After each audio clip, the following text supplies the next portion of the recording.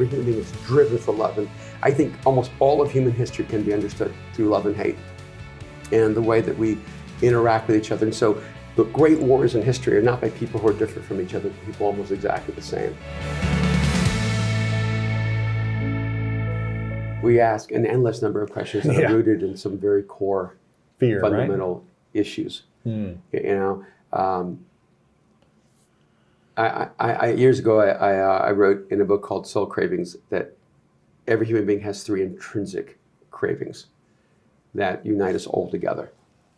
And a lot of it's because, you know, I was studying Freud and Gestalt therapy and transactional analysis, and, you know, I was watching, you know, reading Jung and Adler and all these guys and going, okay, wait a minute.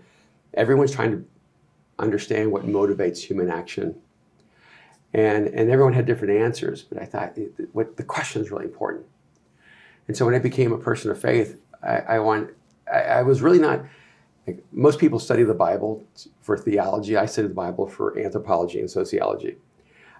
You know, people want to understand all this stuff about God, and I'm like, I really want to understand all this stuff about us. And I think what I came to is that there are 3 intrinsic drives. Every human being has an intrinsic need for love, for intimate, and there's an endless number of words around it. Intimacy, you know, connection, belonging, you know, all that. Every human being has an intrinsic need, not only just to be loved, but for hope. And every human being has to believe that tomorrow can be better than today. The moment you stop believing that tomorrow can be better than today, you actually move to despair. There's this, so it's odd if you look at, okay, every one of us have this need for intimacy, to connect, to have human contact, to be known, and to know someone. Why is that? See, I think these are proofs of God. See, I think this is because you're designed in a certain way, just like you're designed to drink water, to eat food, and to breathe air. But we just happen to, you know, because of some mathematical probability, we just happen to need exactly the air that we have. The exact air. You know, we just happen to actually need the liquid that this earth is full of, that comes from the sky. I mean, it sounds like magic, right? You know, the alchemist. It's like, the aqueduct gets filled because the heavens open up and drop water on us. No wonder people dance to rain gods, you know? And we just happen to be able to eat the food that's on this planet. And I think it's the same way with love, that every human being is driven for love. And I think almost all of human history can be understood through love and hate and the way that we interact with each other. And so the great wars in history are not by people who are different from each other, but people almost exactly the same. And so you have the Hutus and Tutsis, you have the Protestants and the Catholics in Ireland, you know, and you have the North and the South and the Civil War. You would think that we would be so fundamentally different, that's why we couldn't get along. It's because we're fundamentally the same. So if we're the same, why can't we get along? See, those are the questions we have to deal with. That's the question I wake up with every day. And then we have this intrinsic drive for progress. Like every human being has to believe they can become more. I mean, think about this. Your school of greatness is a declaration of a human intrinsic, because you can't pull out of people anything that isn't in them. And I think this was, for me, a fundamental problem with faith. A lot of faith was trying to shove something down people's throats, to cram something into people. And I'm pretty much, no, if I can't pull it out of a person, then I shouldn't be trying to put it into them.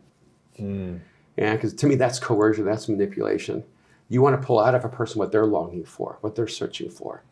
And because then you don't have to worry. There's a difference between giving a person something to drink and drowning a person or waterboarding them. Right. You know? Forcing it. Yeah, and trying I think to control them. A lot of religion feels like waterboarding, not being given a cold drink. And that's one of the reasons why a lot of people have stepped away from religion. Yeah. But think about this for a moment. When you talk about like faith, hope only exists in the future. Because a person... Something that's better, a potential better than what I have now. Yeah, and because if hope is in the past, it's called regret. Because you can't change the past. And oddly enough, like this guy named Paul in the Bible actually says that when something gives you hope, once you attain it, it's no longer a source of hope, which is a really profound anthropological insight. And so hope actually causes humans to be connected to the future. And this is one of the things that was so odd for me when I became a person of faith, the way that Christians especially thought about the future. Like it was so fatalistic, so deterministic, that might as well have been atheists. Yeah. You know, because like if you look at deterministic atheism, it says that the future is already set through mathematical, probability. And I'm like, that's the same thing that a lot of Christians say. The future is already set. And when Christians and atheists have this in common, they feel like they have no creative power to affect the future. See, I would never accept that level of powerlessness in my life. And I think the future is dynamic, and we affect the future. And so when I look at hope, it means that humans are designed to be connected to the future. And if you are connected to the past and disconnected from the future, you actually lose all hope. And one of the reasons I know these are intrinsics is that humans function best when they're loved. They function best when they have hope. And then there's this other dynamic, we function best when we have meaning. And it's a human intrinsic. It doesn't matter if you come up with a different conclusion than me. Right? We all have different answers to all of life's problems and life's situations and reality and our worldview, but we're all the same in that we're all trying to answer the question why.